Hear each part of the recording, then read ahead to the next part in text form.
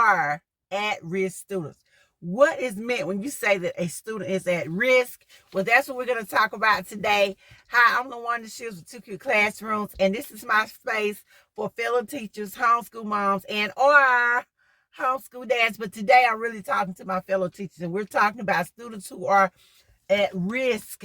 And when you talk about students who are at risk, you're talking about students who are in danger of not being successful in school. That means they're in danger of not graduating. They're in danger of being held back at least a year or two. And they're potential high school dropouts. So what are the characteristics of these students? Well, we're really just going to talk about how we respond to them as educators. And so let's get right into this video. Before I go further into teacher behavior towards at-risk students, I would like to share with you my story because I was an at-risk student. I was an at-risk student. I was at risk for failure, and I will never forget sitting in that classroom and this lady telling me, you are not going to graduate from high school. You are not going to be successful. And I was in the 4th grade, and I will never forget what she said. I was devastated. And I can remember thinking, oh my God, this teacher said this to me. And years later, I ran into that same lady again. I was no longer in the 4th grade. This time I was in the 8th grade, and I was angry when I saw her because I would never forget her. I would never forget that lady. And I said, hi, ma'am, do you remember me? And she was like, no. I said, you're the lady that told me I would never graduate from high school. And she just looked like she sort of got a little scared. I don't know why, because I wasn't even 100 pounds soaking wet at that time in my life.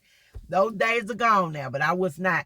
And I can remember when I graduated from high school, and I was sitting on that stage with those honor graduates, and I was number 6 in my class. That's because I played. I thought about her. I thought about the words she said to me. I thought about the impact she had on my life. She told me, a 4th grade student, that I would never graduate from high school. I would never be anything. I would never amount to anything. And I was determined to prove her wrong. And it wasn't just her saying that motivated me. I was not a dumb child. I might have been a bad behaved child, a misbehaving child, but I was not a dumb child. And I could have let what she said affect me. I could have let what she said sway my thinking, my judgment, but I did not. I moved on. I did well. Elementary school just was not my forte. It was not it for me. I couldn't grasp it. I couldn't get it. My mom worked. My mom had 4 little bitty children at home that needed her attention. She got up at 4 o'clock in the morning to go to work so she could sew pants at a factory. She got up and combed hair. She did her best with us. She took us to our grandmother's house, who was responsible for putting us on the school bus and making sure we got there on time, that we looked decent. And it was awful. And she came home dog tired, but I bet your bottom dollar she made sure we were fed and that we had our bath and that we did the best we could. Now, she couldn't help us a whole lot with homework, and she didn't help us with homework. And I think that's a lot of what my problem was. She couldn't help me. And so, you know, when you look at that, when you look at all of that, and here I am, a 10 or 11-year-old student coming to school, giving you my best, the best that I could give at that time.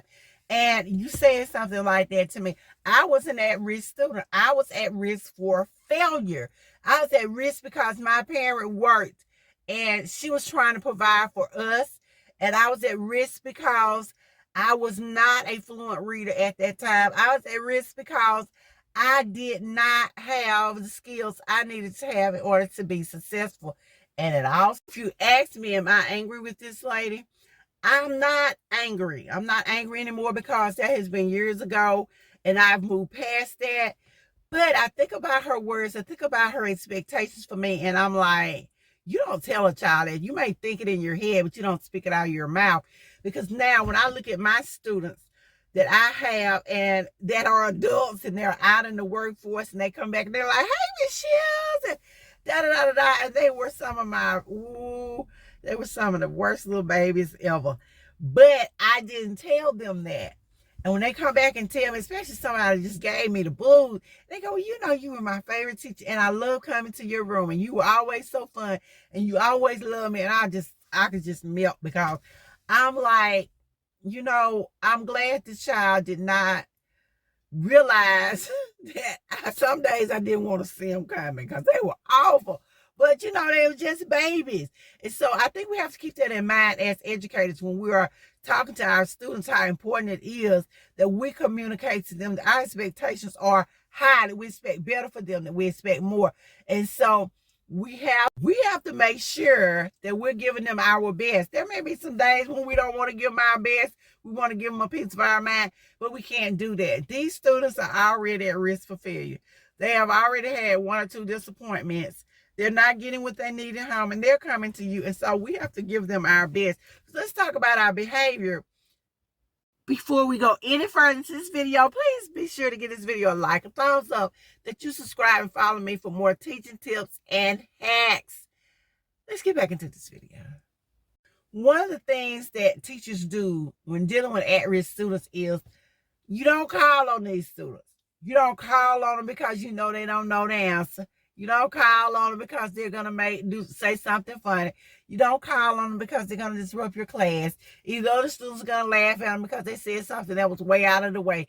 Or you're just afraid. You don't want to keep calling on them and you feel like you're embarrassing them. And so you don't call on these kids. You don't call on your at-risk students. You don't call on your lowest performing students. But what you're doing is making them feel insignificant because you're not calling on them, because you are not. Statistics have shown that when we do call on them, we don't really give them time to answer the question. We don't wait. We'll call on them, and instead of waiting on them to think about it because we feel like they don't know the answer anyway, we'll move on to the next kid, and that's not right. What the strategy they call it is a call and pause. So we call the student's name, we ask them a question, and we pause and give them time to respond. Another thing that we can do as educators with these at-risk students, instead of not calling on them, give them some forewarning. Because I know I want some forewarning.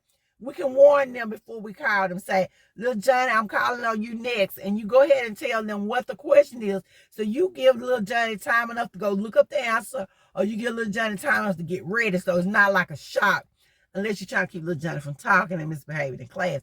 And that would be the whole purpose of it. But you give these kids some warning. You let them know that you're calling on them next, because we don't want to embarrass these students. Even if we call on them, studies have also shown that we ask them questions that are at the knowledge level, or that are simple yes and no questions. They have yes and no answers, or it's something that's so simple that it's almost embarrassing to ask them. So not saying ask them something that they cannot possibly ever answer, but ask them some questions that cause them to have to think. And even though they may not be able to give you the answer, even though they may come up with the wrong answer, just go ahead and ask them some questions that are not at the knowledge level. We got to raise our expectations for our students. So we may need to make sure that we're asking them questions that are going to cause them to have to do some critical thinking. We also tend to criticize, and I'm saying we because I mean teachers in general. It has been shown that we criticize at-risk students more than we do our basic students. That means we talk about them. I mean, maybe we might not be all out in the open with it, but even behind closed doors, we're talking about these kids and we're saying, well, you know, little so-and-so can't perform. They can't do this and they can't do that. And some students can't. They're at risk. And some students are actually students who need to be referred to special education, so they can't. But we need to make sure that we are careful with what we say about these students. Again, we have that self-fulfilling prophecy where you get what you expect, you get what you say. We also need to make sure that we're giving these students opportunities to learn the material. That means you may want to try a variety of methods when you're talking to them. Everyone is not a visual learner. Everyone is not auditory. Some of them are kinesthetic. And it's been my observation that most students who are at risk are students who are struggling learners, usually are kinesthetic learners. That means they have to have some hands on. They need to touch it, feel it, go get involved, go make it. They need something to connect with what you're trying to tell them. So we need to make sure we're providing a variety of opportunities for them to learn the material, and that we're giving it in different formats, which is going to make it easier for them to remember. We also need to make eye contact with our students. It's been said the eyes are the windows of the soul, and a lot of our emotions show in our eyes.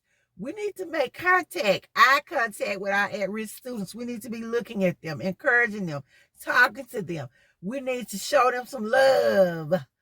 I'm not saying you got to absolutely love them, and you may not love some of the things that they do or some of the behavior that they exhibit, but we have to love them anyway. We have to treat them just like we would our regular students. And so we want to do everything we can to make them feel like they are an actual part of our class. Do not lower your expectations for these students. At-risk students I need to be held by the same standards as the rest of the students are. You may know that they cannot do it, but you don't let them know that you think they can't do it. Tell them, hey, I'm expecting the best from you. I expect this, and this. And we give them the encouragement that they need in order to do better. Said it before, I say it constantly, I'm going to say it again. Our expectations determine how well our students do. They're going to do just what we expect them to do. They're going to rise to the levels of our expectations. So we need to be expecting the best from them. So expect the best. They not can go home with our students.